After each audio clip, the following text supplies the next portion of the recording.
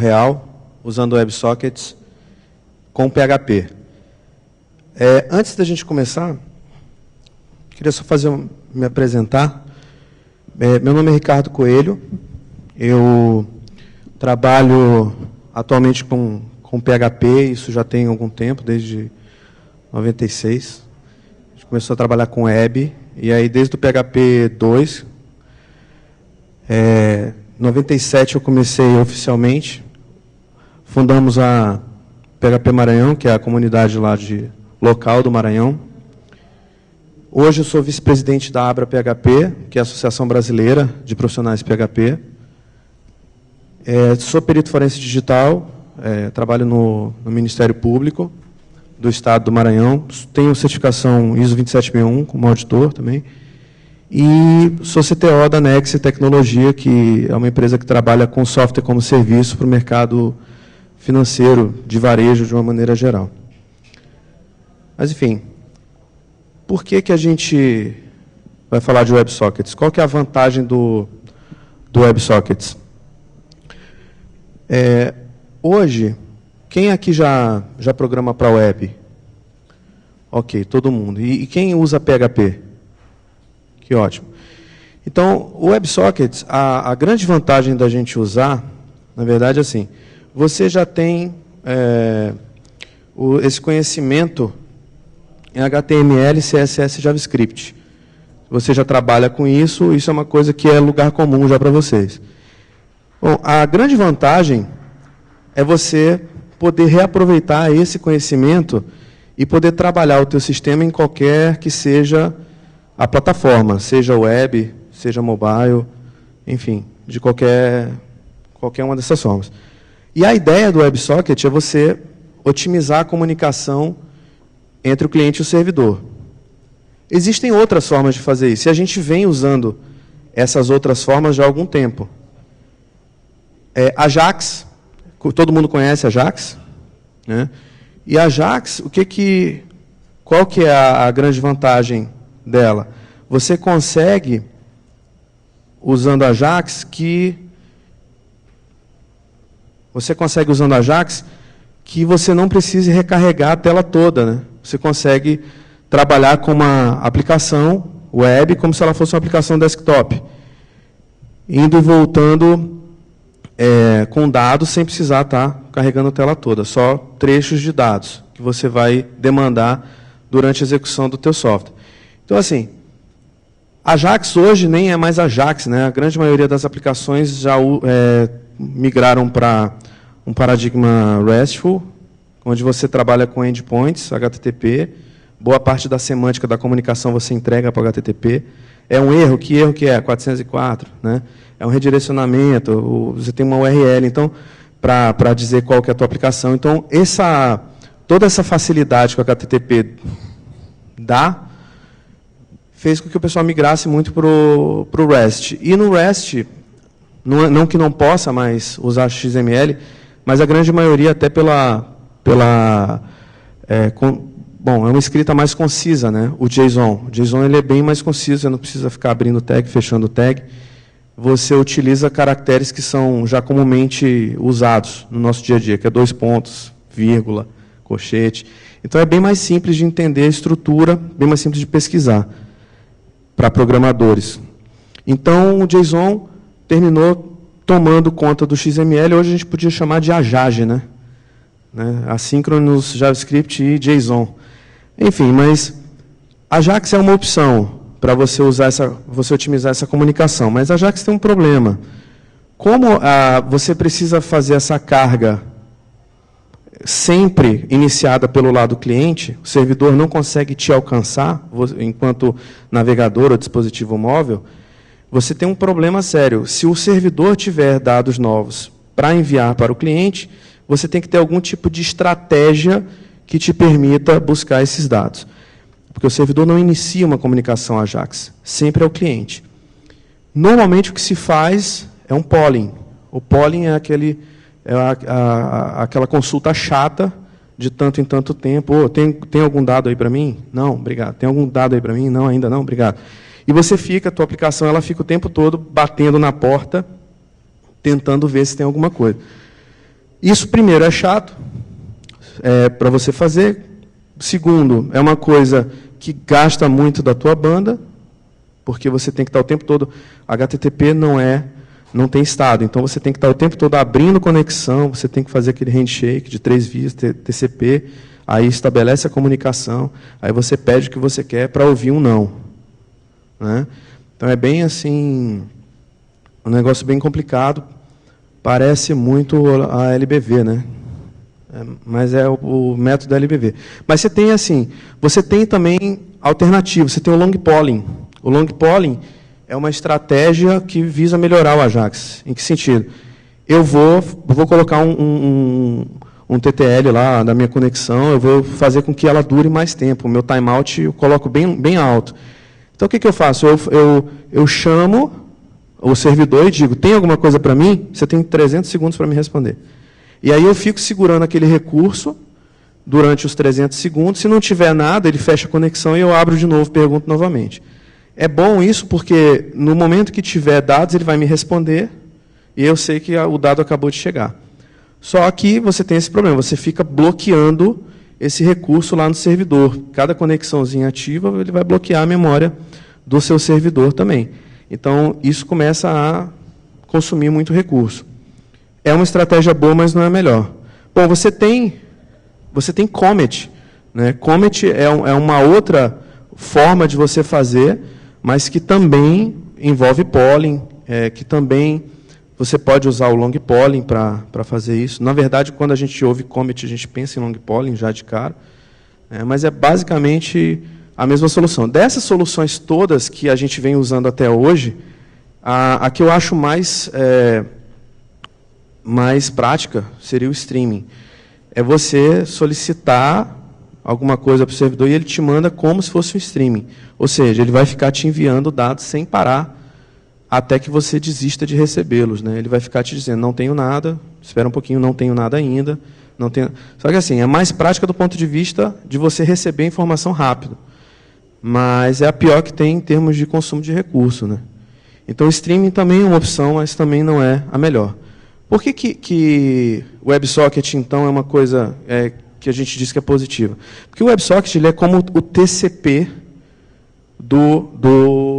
da web, né, para browser. É como quem tem um background de rede sabe como funciona mais ou menos o TCP sobre o protocolo IP. E o TCP, a ideia é o quê? Que ele vai te dar uma comunicação fim a fim. Né? Ele vai te dizer, olha, esse cliente vai falar com aquele servidor, aquele programa específico lá na ponta. Ele é bidirecional e ele é assíncrono. Então, tem essa vantagem. E o WebSocket ele é exatamente isso, só que voltado para browser. Então, eu não preciso, né, ficar o tempo todo consultando e esperando a resposta. Quando você tem grandes massas de dados, o síncrono e o assíncrono faz diferença isso, porque quando você tem uma massa de dados grande, você termina tendo que enviar chunks de dados, né, pacotes de dados, e você sabe que na comunicação síncrona, você só pode me mandar o segundo pacote quando eu confirmar o recebimento do primeiro, ou seja, recebi e me manda o próximo, recebi e me manda o próximo. E no TCP não tem isso, ele é assíncrono, ele vai mandando os pacotes, depois você confirma, não chegou alguma coisa, você nega o recebimento, ele vai organizar lá, vai mandar de novo, enfim, você não tem que se preocupar muito com isso. Então, ele é full duplex, tanto o servidor quanto o cliente podem falar ao mesmo tempo. Ele é orientado à conexão, ele é fim a fim, é um protocolo fim a fim. Mas, além disso, além de ser o TCP para browser, além de ter isso aí, ele ainda é melhor porque você consegue trabalhar com dados texto e dados binários. Quando você fala em qualquer solução web de comunicação, você está falando já de cara em texto. Se você quer mandar um pacote binário, alguma coisa binária, normalmente o que você faz? Um base 64 encode, né? Você tem que fazer você tem que converter aquilo em texto para poder mandar, que é para não quebrar um proxy que esteja no meio, para não quebrar, enfim, você tem todo um problema aí de transmissão que você termina ficando limitado a texto. E no caso do WebSocket, não, como ele é um protocolo binário, com suporte binário, você pode falar com ele binário e ele vai passar, ou você pode falar com ele texto e ele vai passar também. Ele já controla para você os limites da mensagem, né, a borda da mensagem.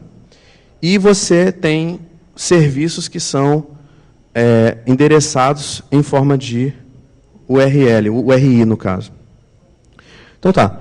Como é que se implementa, então, isso em PHP, né? A gente tem que lembrar o seguinte, o WebSocket não é uma coisa só. O WebSocket são duas coisas. Aquilo que a gente normalmente lê, né, sobre ele, quando você vai num site, alguma coisa, estudar sobre o WebSocket, normalmente você vê o WebSocket API. Mas o WebSocket, ele é todo um protocolo. Ele não é só uma API, ele é todo um protocolo. E nesse protocolo, você tem diversos pacotes, diversas preocupações que você precisa endereçar. Por exemplo, do ponto de vista de API, você tem que se preocupar com onOpen, onMessage, onClose, onError. Então, como API, o que você basicamente tem que fazer é implementar Event Handlers. Você tem que implementar funções que vão manipular eventos que vão acontecer. Quando eu me conectar, ele vai chamar o onOpen, a função que eu escrevi em onOpen. Quando der um erro, quando chegar uma mensagem, um message, quando fechar, um close. Isso aqui é muito fácil, né, de fazer. Você basicamente implementa 4 funções, está tudo certo. Eu vou mostrar aqui um exemplo de implementação de funções, que vai mostrar como isso é fácil. Mas, do ponto de vista de protocolo, você tem que se preocupar com handshaking, quer dizer, você vai implementar, dentro de uma conexão HTTP, você tem que escalar essa conexão para TCP. Então, existe um handshake dentro da conexão. Você tem que se preocupar com negociação de chaves, você tem que se preocupar em separar o que é um frame, o que é uma mensagem, são os boundaries, você tem que se preocupar com versão, você tem que se preocupar com extensões, porque o WebSocket ele te permite diversas extensões, diversos formatos de mensagem, ele te permite fragmentar pacotes, ele te permite mascarar o que está ali, que é exatamente para proteger um squid que esteja no meio, que é HTTP 1.0, né, o squid. Então, se tiver no meio um HTTP 1.0, vai dar problema. Se você, dentro da tua mensagem, né, como ele é binário, você pode, de repente, forjar um pacote ou alguma coisa assim, você pode derrubar. Então, tem um mascaramento que é implementado. Você tem o ping-pong aí do Keep Alive, né? Está vivo? Estou. Que isso não é o cara que vai implementar a API que vai se preocupar, é o cara que vai implementar o protocolo. A gestão de erros, né? O controle de erros. Protocolos que são wrapped, né? No caso, embrulhados, subprotocolos, basicamente. Eu vou citar 2 subprotocolos. Isso aqui não é tão fácil, né? Isso aqui dá um trabalhinho bacana para fazer. Então, assim, o que a gente recomenda? Que você pegue esse cara, e aí eu estou sugerindo o uso do Ratchet. O Ratchet é uma biblioteca que ela é baseada na libevent. O que isso significa? Todos conhecem Node.js aqui? O que vocês têm inveja do Node? Ah, porque o Node ele é non-blocking, né? O I/O non-blocking e tal. Aquela coisa. O Ratchet ele é exatamente isso no PHP. A ideia dele é permitir que você registre as funções lambda lá, as suas closures, e que no momento que acontecer alguma coisa, que ele chame a sua função. Então, assim, é PHP non-blocking. A mesma coisa que você vê lá aquele formatinho lá do Node, igual você faz aqui usando o Ratchet. O site do Ratchet é esse socket2.me. E eu vou mostrar para vocês uma implementação desse Hello World que está lá no docs deles, né? Essa palestra, inclusive, os slides, inclusive todos os endereços e vídeos que eu vou mostrar aqui, elas estão no Speaker Deck. O endereço está lá no final. Para quem quiser, pode fotografar o último slide aí, fica mais fácil. Mas então, vou mostrar para vocês aqui. A gente vai criar uma aplicaçãozinha de chat. Na verdade, eu criei a aplicação de chat e capturei a tela, para não dar nada errado hoje. Mas a ideia é que aqui a gente vai ver passo a passo como é que a gente faria para instalar o Ratchet e montar uma aplicação de chat bem simples. Primeiro a gente vai fazer a gente vai usar usando HTTP ou TCP puro, via Telnet. E aí, depois que isso funcionar, a gente vai mostrar como é que faz isso no browser, usando mais uma camadinha que é o HTTP. Tá? Então, aqui, rapidamente, a instalação dele, isso aqui é um Sublime, e aí a gente vai só criar aqui um Composer JSON, que eu vou instalar via Composer, e no Composer a gente vai colocar o seguinte, que o autoload, vamos criar um namespace para a gente, namespace PSR0, e o namespace a gente vai colocar aqui chat, e o diretório que vai ter nossas classes vai ser o src. E nossa aplicação requer o Ratchet, ela funciona já bem na versão 03, então esse aí é o repositório, é o packagist lá do Ratchet, 03 asterisco. Então, Composer install, ele vai fazer a carga, demora um pouquinho, porque a minha internet estava lenta. Então, ele vai demorar um pouquinho, procurar as dependências aí, e aí no final a gente vai ver ali em cima, olha, ele abriu já o folder vendor, e lá dentro ele já carregou tudo que precisa. Bom, então, é bem simples. O Ratchet, ele faz toda aquela parte de protocolo para a gente. A única coisa que a gente precisa fazer agora é a parte da API. Então, vamos ver como é que a gente faz. Vamos criar os métodos obrigatórios, né, que são os tratadores de evento. Então, vamos criar aqui, olha, mkdir aí, nosso src, chat, app. E aí, aqui a gente vai colocar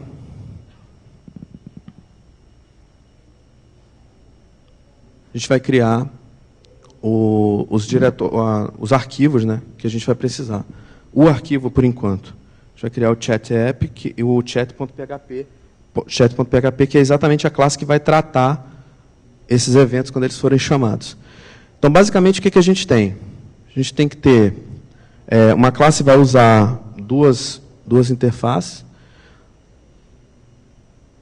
Então, a gente tem essa classe chat aí, que ela vai implementar uma interface message component. Então, tá. Message component é exatamente quem obriga a sua classe a ter os 4 métodos de tratamento de eventos.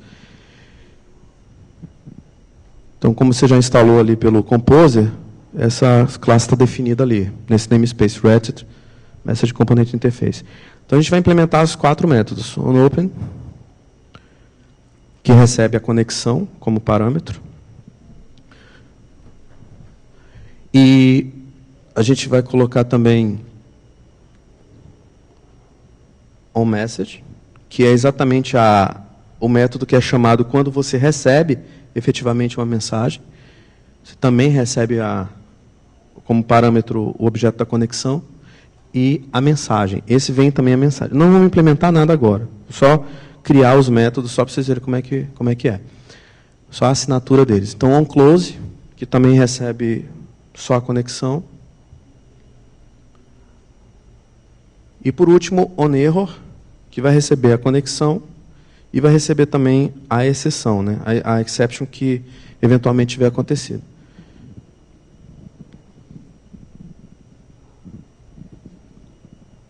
Então, tá. Uma vez criadas as assinaturas, nós vamos criar, então, o nosso listener.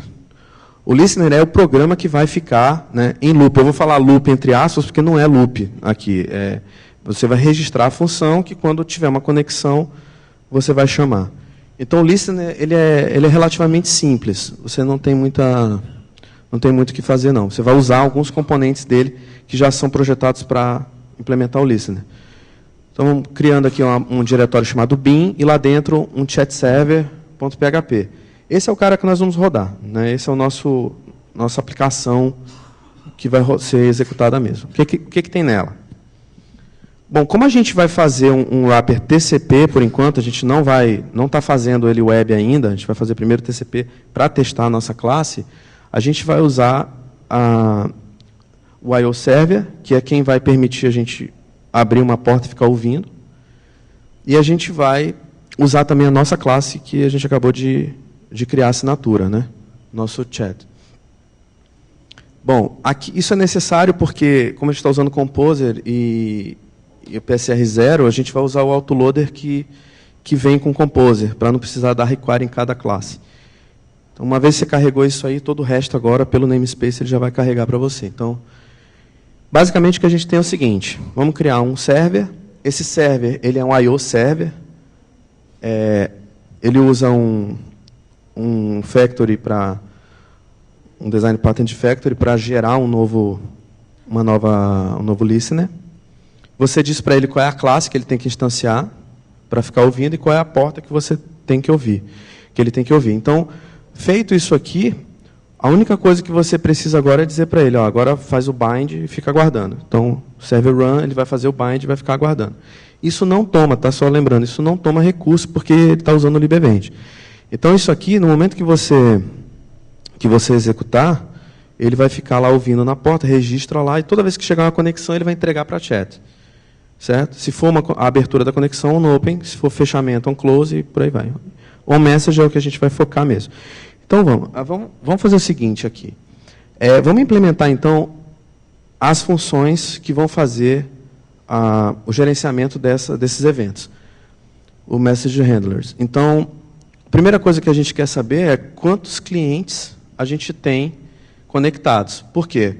Porque a gente vai fazer o seguinte, toda vez que conectar, aliás, toda vez que chegar uma mensagem, a gente vai ter que distribuir essa mensagem para todos os outros clientes que estão conectados, né? Então, basicamente, o que a gente vai fazer é o seguinte. Toda vez que... Assim, a gente usou ali o Message Component Interface e o Connection Interface. Aqui, a gente podia criar um array, né, mas ia ficar feio numa apresentação, então vamos criar um SPL Object Storage, que vai funcionar bem melhor. E a ideia aqui é o seguinte, toda vez que alguém se conectar, a gente vai pegar essa conexão e vai guardar nesse storage. Então, basicamente, a gente tem this client attach connection. Então, a gente vai pegar essa conexão, foi feita uma conexão, a gente vai pegar isso e jogar dentro do nosso storage. E aí a gente vai dar um log, né? A gente vai fazer uma mensagem de log para a gente saber o que está acontecendo. Nova conexão, e a gente vai dizer qual é o número dessa conexão. Esse número é um número de recurso qualquer, um resource ID, que ele cria automaticamente, a gente não tem controle sobre isso. Mas a gente vai pegar lá da conexão o atributo resource ID que vai dar isso para a gente. Bom, tá aí. Vamos implementar o message por último, né, porque é o mais complicado. Né? Por enquanto, vamos só fazer o log mesmo aqui das coisas. Então, ali, quando alguém conectar, a gente guarda. Quando alguém desconectar, a gente precisa fazer um detach dessa conexão, a gente não precisa mais guardar. Então, o que a gente faz é isso, this client detach, a conexão que fechou, que é passada para a gente, e também, novamente, só um logzinho, uma mensagenzinha, para a gente saber o que está acontecendo. Então, conexão fulana de tal, conexão resource ID tal, desconectou. Ok. E aí o outro handler que é simples também de fazer é o erro, né? Que a gente só vai também fechar. Se deu erro, a gente tem que fechar, para que o cliente saiba também que tem que reconectar. Isso é uma das coisas que do lado cliente você pode implementar também. Esse close também tem do outro lado. Onde desconecte, conecte de novo. Isso é uma preocupação lá do cliente.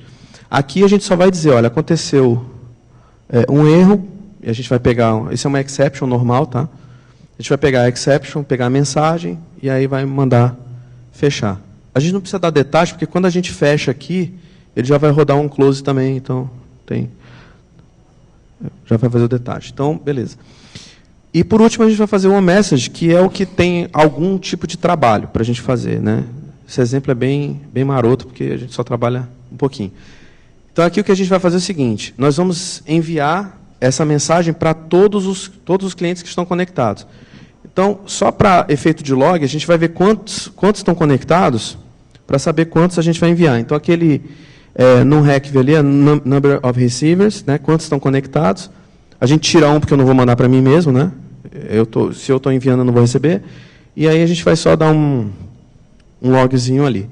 Aí no log a gente vai dizer que a conexão número tal está enviando a mensagem string tal para número tal de clientes que estão conectados. Então, é basicamente o que a gente vai fazer ali.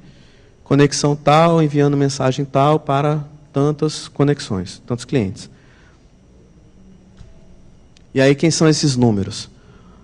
O primeiro ali é o número, é o Resource ID, né? É o com Resource ID, quer dizer, o ID dessa conexão.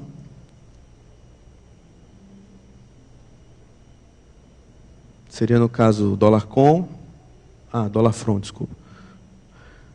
Resource ID. E aí, quem é a mensagem em si? Esses são dois parâmetros que a gente está recebendo lá no método.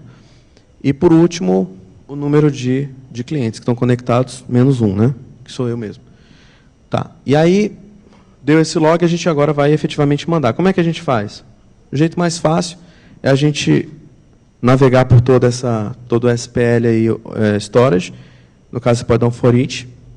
Então, para cada cliente que está conectado, a gente vai fazer o quê? A gente vai pegar essa mensagem e enviar. Desde que, né, a gente tem que confirmar antes se a conexão que eu estou enviando é diferente da conexão de quem a gente recebeu. Tá? A gente só vai mandar para as outras conexões. Então, se o from é diferente do cliente, então, send message. Tranquilo, é só isso. Tá? Então, com isso aqui, a gente já tem um servidorzinho de chat bem vagabundinho funcionando numa boa. Então, vamos fazer o teste. Como eu falei, a gente não está usando o HTTP ainda, a gente está usando só TCP. Então, tem duas janelinhas aqui de terminal mesmo, que a gente vai dar um telnet aqui. Então, vou rodar aqui embaixo, ó, PHP, bin chat server, está rodando. E aí, agora a gente pode conectar, porque ele já levantou a porta 8080. Então, vamos conectar na porta 8080. Aqui embaixo ele já disse que teve uma nova conexão, número 24. E aqui a gente vai conectar na outra janela. Isso aqui podia ser em qualquer lugar, tá, gente? E aí ele já deu o número 34. Vamos dar um ping de um lado, chegou no outro lado. Tá? Todos que tivessem conectados receberiam. Um pong do outro lado chegou lá. Aqui embaixo ele vai dizendo, conexão tal, mandou mensagem para tantas conexões. Quando você fecha ali, ele diz, desconectou. Quando você fecha do lado de cá, ele vai dizer que desconectou também o 34. Então, bem simples, bem tranquilo, só para vocês verem como é que é a dinâmica.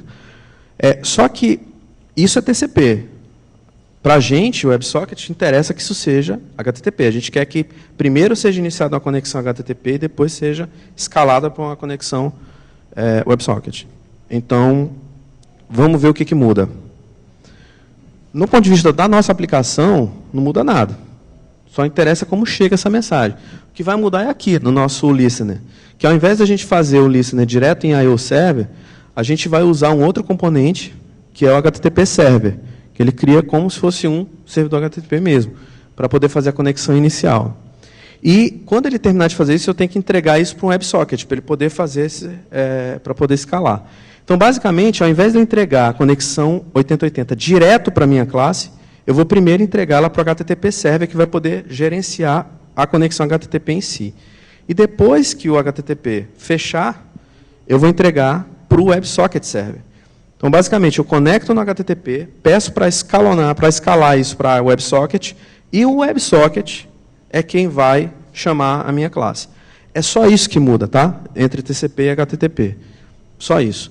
Então, se agora a gente pegar essa aplicação e rodar, a gente vai ter um servidor HTTP com a nossa classe de chat. Então tá. Vamos criar então um código JavaScript, para a gente precisar fazer página, a gente vai criar um código JavaScript rodando na console direto. Então isso aqui a gente vai criar em duas janelinhas, tá? Duas janelinhas do browser, a gente vai iniciar a conexão. O protocolo o nome do protocolo lá, o identificador é ws, // na porta 8080. Então, a gente vai criar a conexão. Isso aqui já é código JavaScript, tá, pessoal? E a gente vai definir duas closures aqui. Uma que vai rodar quando a conexão iniciar. Então, quando eu conseguir iniciar, eu vou fazer um log lá no cliente. Isso aqui é a função do lado do cliente. Por que a gente está explicando aqui? Porque quando a gente for lá no browser e colar, ele vai rodar isso tudo, não vai dar tempo de explicar. Mas, basicamente, ele vai criar a conexão e vai definir essas duas funções. A primeira, quando abrir, a segunda, quando chegar uma mensagem. Então, ele vai definir isso, você vai ver que a definição acontece antes da conexão, e aí, quando a conexão acontecer, ele vai dar a mensagem. Bom, já tem duas janelinhas aqui escondidas, né, marotamente. Então, basicamente o que a gente vai fazer é o seguinte, vai abrir aqui a console do JavaScript e vai colar aquele código ali. Então, quando a gente colar, ele já manda conectar. Enquanto ele está mandando conectar, a gente define as duas lambdas. Quando ele conectar, ele já roda a nossa lambda. Então, tá, colou. Olha lá, conectou. Aqui demora um pouquinho, tá? Mas aqui embaixo vai aparecer que foi feita a conexão. Mesma coisa do outro lado, conexão foi estabelecida. Olha lá, conexão 1 e a conexão 2, 86. Então, vamos mandar a mensagem. Na verdade, para você mandar a mensagem, você tem que dizer com.send, mensagem tal. Quando você faz isso, todo mundo que está conectado vai receber lá do outro lado. Mesma coisa lá. Com.send, pong, todo mundo que está conectado vai receber. Se você der um com.close, o que ele vai fazer? Ele vai disparar esse comando para cá, desconectou 86, mesma coisa do lado de lá, conexão 40 desconectou. Então, essas mensagens aqui são as mensagens do nosso listener, aqui embaixo. E aquelas lá são as mensagens do nosso cliente. Bom, é simples, né? Falei bem devagar aqui, mas é bem simples, não tem muito mistério. O que você vai fazer? Você normalmente vai utilizar isso aqui para implementar algum tipo de API, principalmente se você quer conversar dados entre o teu servidor, web, mobile, fazer que a mensagem rode em qualquer plataforma. Isso aqui é muito bom. Tem essa grande vantagem. E pelo que vocês viram, o grande trabalho ele se concentra em um único lugar, que é no iMessage, é onde basicamente você vai ter o maior trabalho, onde você vai fazer todo esse tratamento. Agora, o iMessage aqui, para a gente implementou um protocolo de chat. A gente inventou Como é que é o nosso protocolo? Quem estiver conectado recebe, não é isso? Qualquer um pode desconectar, ou a mensagem não volta para quem enviou. Isso é um protocolo que a gente inventou. A gente poderia mandar de volta para a gente podia selecionar um grupo para enviar, a gente poderia fazer tudo isso. Só que uma das grandes vantagens, como eu falei, do WebSockets, é que você tem subprotocolos, você tem protocol wrappers. E qual que é a vantagem? Que você já tem esse tipo de protocolo implementado. Existe um subprotocolo, chama o AMP Server, que aqui não é o AMP de Windows e MySQL, Apache, não. O AMP é de Web Application Messaging Protocol. Ou seja, ele já é um protocolo de mensageria para aplicações web. Então, você pode implementar a chamada RPC, usando on-call, ou você pode utilizar subscribe, unsubscribe e publish, né, que é o paradigmazinho lá de inscrição e publicação. Então, se você utilizar isso aqui, já é um protocolo desse tipo. O que a gente fez poderia ser feito usando isso aqui. Lá no nosso listener, teria mais uma camadinha, né? Além de passar para HTTP, além de passar a gente teria que passar também para esse servidor de WAMP Server, para o WAMP Server, e aí a gente já poderia fazer a inscrição, e todo mundo que tiver inscrito no canal fulano de tal, quando for publicado no canal, já recebe, bem mais poderoso do que aquilo que a gente fez aqui rapidinho. E tem quem me pergunte também assim, mas é legal, mas toda vez que eu levanto essa aplicação, eu só posso ter uma aplicação, né? Você viu lá que ela toma conta do teu servidor. Quando você levanta naquela porta, aquela porta é só daquela aplicação. Mas existe também uma outra opção, né? Você tem essa implementação do router também, que a ideia desse cara é permitir que você crie rotas HTTP. Então, por exemplo, se eu quiser ter várias aplicações ouvindo na mesma porta, como se fosse um Apache, por exemplo, você pode utilizar o router e faz alguma coisa mais ou menos assim, né? Você você configura ele todo e diz assim, esse cara aqui, esse servidor, essa classe está nessa rota. Então, toda vez que chegar a conexão lá, o get/chat, ele vai entregar para esse cara. Se você tiver outro cara, você vai entregar para outro cara. Né? Então, tem uma série de coisas que podem ser feitas aqui. E aí eu vou recomendar para vocês que baixar o Ratchet. Aqui tem, né, como eu falei para vocês, lá no Speaker Deck, tem todos esses exemplos aqui. É legal pegar, fazer bem rapidinho. E aí sair mexendo só para ver como é que fica. É uma grande vantagem você utilizar o WebSockets. Hoje, você já... eu tenho aqui em algum lugar, aqui nas notas, mas todos os browsers já têm alguma versão aí que suporta, né? Até o Android Browser, que foi o último, acho que a adotar, já suporta também, não me lembro qual que é a versão, mas já suporta. Então, você tem hoje, qualquer browser já tem, em determinada versão já tem suporte, ainda que parcial, a isso aqui. Até o IE tem, né? Até o IE agora tem. Então, todo mundo tem. Eu vou recomendar para vocês também, tem o site muito bom, que é esse site aqui, aquele Socket.me, que do Ratchet, ele vai explicar tudo isso aqui, tudo que eu falei aqui, o exemplo que a gente deu aqui está lá também, tá? Então, é um bom material para vocês também pegarem, quem tiver mais interessado. Então, é isso aí, pessoal. Muito obrigado.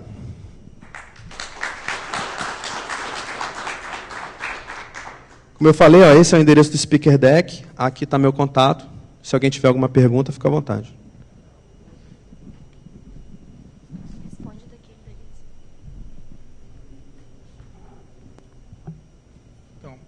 Há cerca de 2 ou 3 anos, eu tenho acompanhado a implementação do WebSocket, primeiro no Chromium e depois no Firefox, né?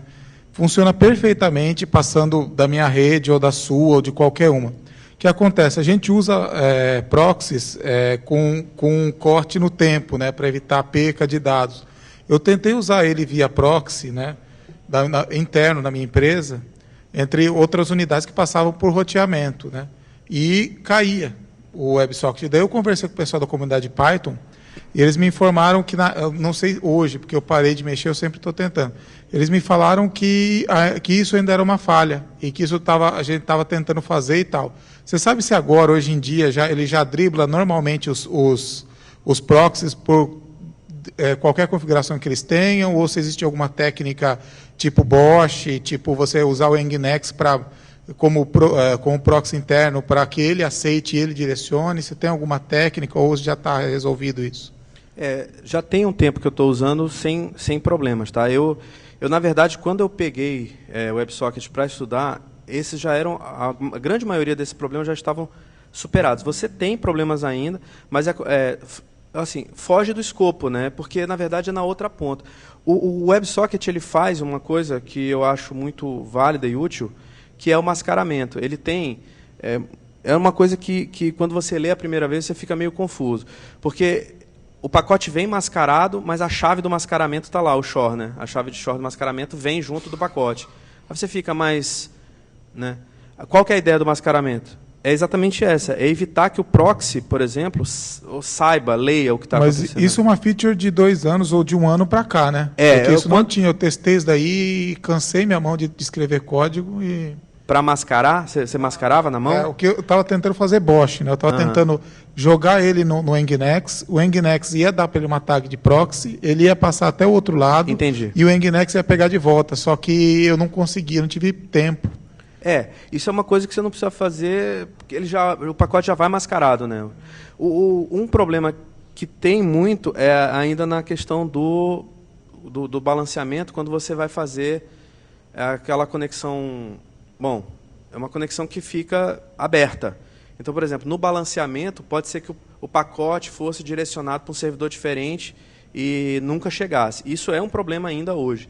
Né? Então, isso é uma coisa que você tem que configurar no servidor, que a conexão, se ela for WebSocket, você tem que deixar passar. Né? Você não pode balancear. Isso é uma limitação, sim. Mas é da arquitetura. Né? A última coisa só. Até onde eu sei, o protocolo HTTP, ele funciona assim. Você envia para a porta 80 e já envia uma porta de resposta, certo? Quando você abre um WebSocket ou mesmo um Ajax e tal, a porta de resposta é outra. Nesse projetinho, daria para você usar a porta de resposta para abrir uma nova thread no software que você está usando? Por exemplo, a porta de resposta 3345, ela vai servir seria a chave de resposta para formar as filas. Isso vocês já pensaram, ou não foi feito? Não, na verdade, porque o que acontece? O que você está falando da porta de origem, na verdade, ela está lá na camada TCP, né? O WebSocket ele vai te trabalhar lá na camada, né? Não, você está correto. Não, o que eu estou falando é o seguinte, se você usar em qualquer linguagem de programação, server e tal, você vai descobrir que eu enviei para a porta 80, mas eu espero a resposta numa porta separada. Sim. E daí você poderia usar isso no software, ou nesse, ou em outro, para fazer uma fila. Daí eles poderiam ficar separados, entendeu? Você tem 10 WebSockets na máquina, enviando para a sua aplicação, como você fez aí. Você poderia separar o processamento delas por essa porta de resposta, entendeu? Concorrendo para o portal IP. Eu estou te entendendo.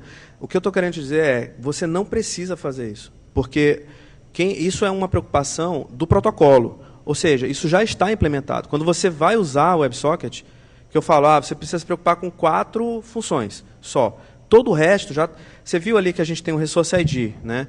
Quando você olha aquele com Resource ID, você não precisou fazer isso, mas lá embaixo tem alguém que olhou quem é a porta de origem para saber. É como quando você configura um firewall, por exemplo, você sabe quem é, né, que é o mesmo cliente, que a conexão já está estabelecida, porque você tem aquela porta de origem, você já sabe que veio dali. Isso acontece, mas acontece fora do nosso escopo. Isso acontece lá embaixo, no nível do protocolo. Entendeu? Então, não é uma preocupação que a gente precise ter, porque isso já está feito. Tá? Mais alguém? Vamos, pessoal. Obrigado, tá?